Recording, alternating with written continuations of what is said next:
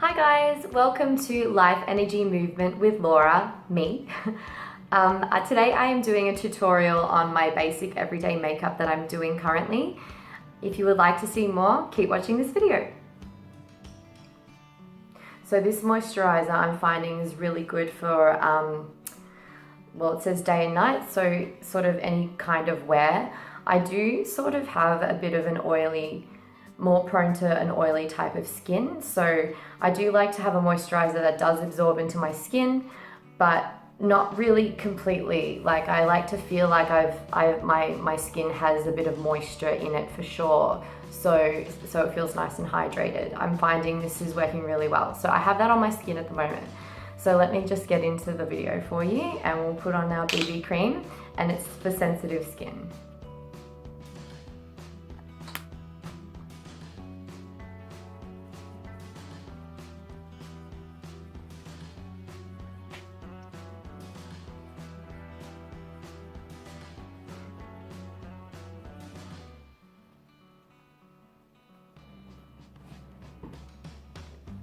So in between what I'm applying, I am going closer to the mirror to get a real up close look at how well I've blended things. Because when I do my makeup, I am rather quite close up to a mirror so I can see all the detail that's happening. I have a lot of equipment in front of my mirror, so just bear with me. So yeah, we've got the BB cream on my face at the moment, nice and blended. It's really lightweight, which is what I like.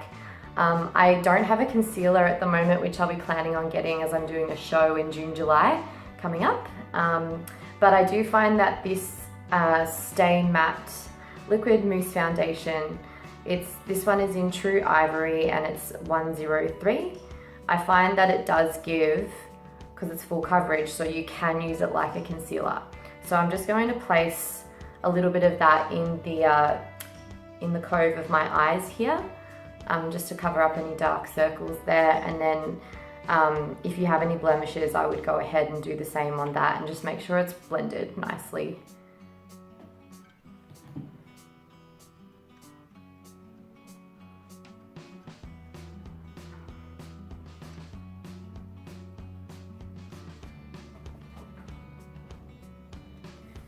Great.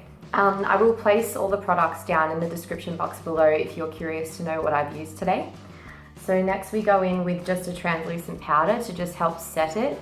I still find that I do get quite dewy and oily even when I do then put something on top of my skin being makeup. So obviously everyone's skin will react differently, but mine likes to sort of up the oil a little bit once I end up putting something on my skin. So we're gonna go in there and just set it with a translucent powder. It is a little bit pigmented, this powder. I just get this one, the brand is Select, and I think that's kind of like the no-name brand of makeup that you can get at Kohl's. The fact that it is a little bit pigmented, even though it says translucent on the packet, it's not white, but it does blend really well and set really well. I just find this one works the best for me, and I've used definitely a few of these, and I do use this one on stage as well. For stage makeup, I do just pack this on quite a lot, just because when you're sweating and things like that, you really want your makeup to stay. So this is just a big fluffy brush. Anyway, here we go, let's do it.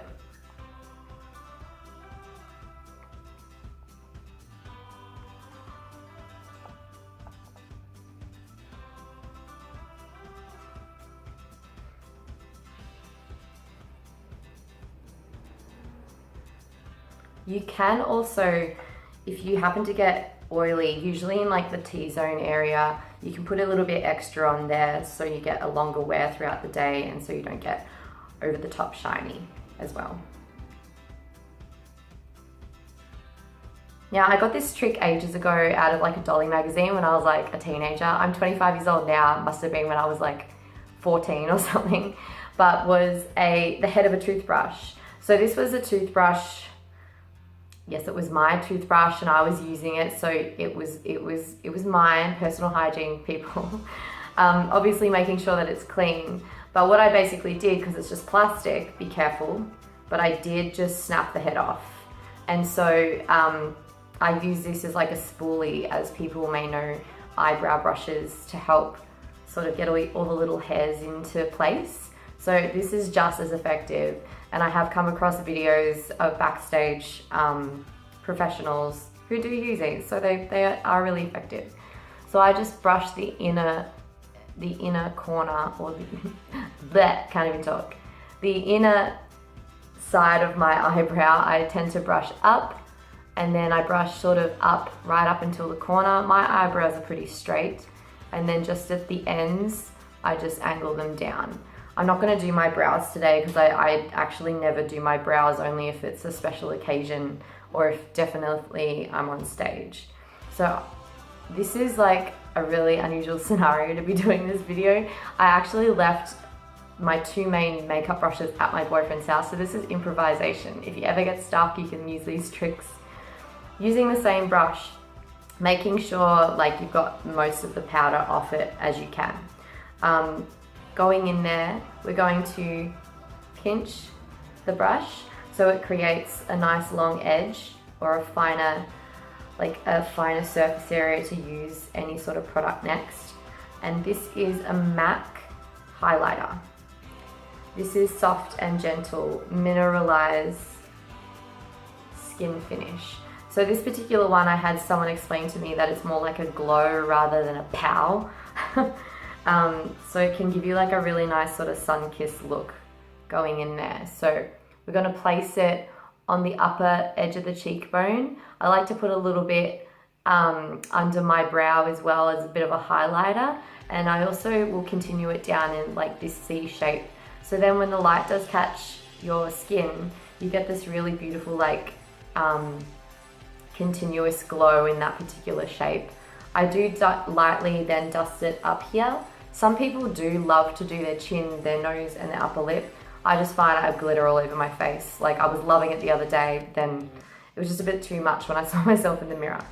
So we're gonna pinch this, take a bit of a dusting of our highlighter, and just brush it in the area of our cheekbone, taking it up the edge a little bit as well towards the temple.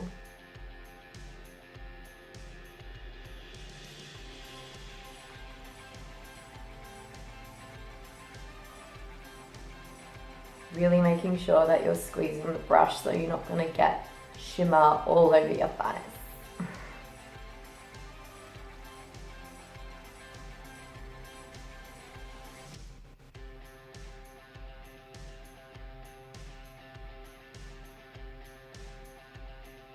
Then with your finger, just taking a little bit here and then underneath the brow. And continuing a bit of a C shape with the cheekbone as well. So I might create a bit of a point and then soften it out a little bit.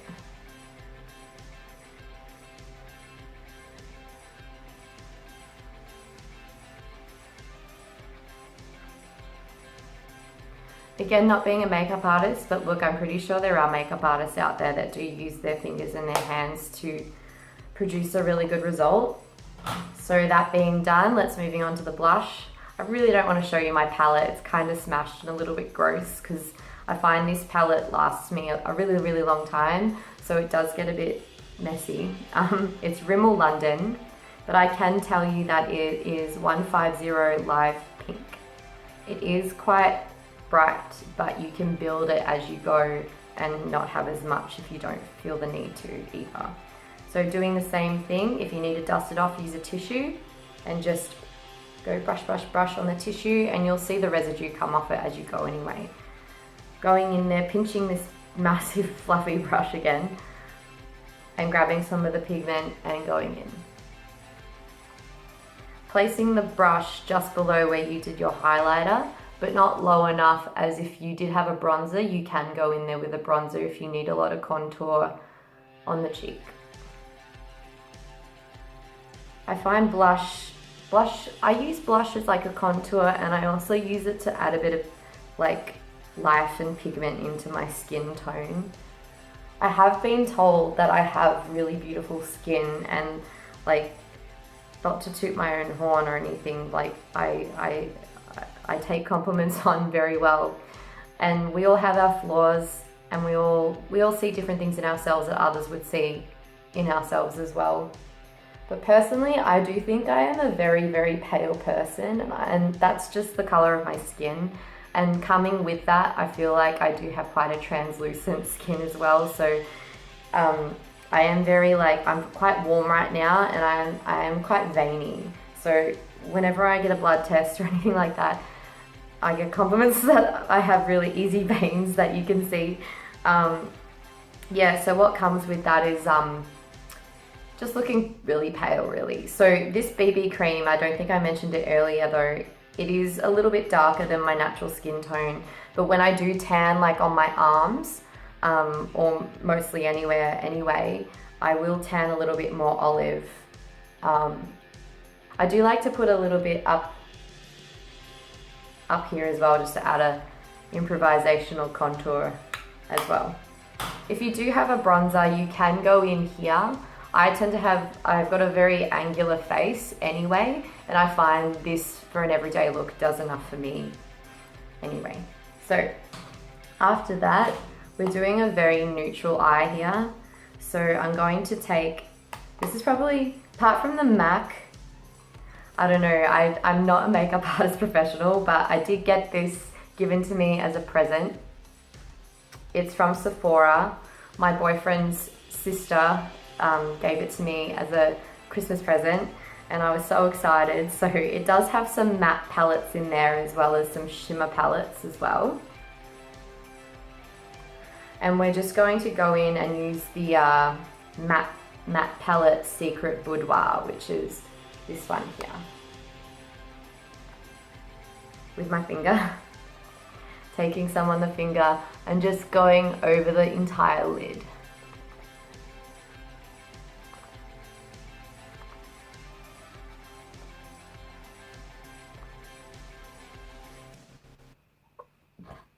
I'm then going to take the shade #It's Vintage, which is the one directly above it.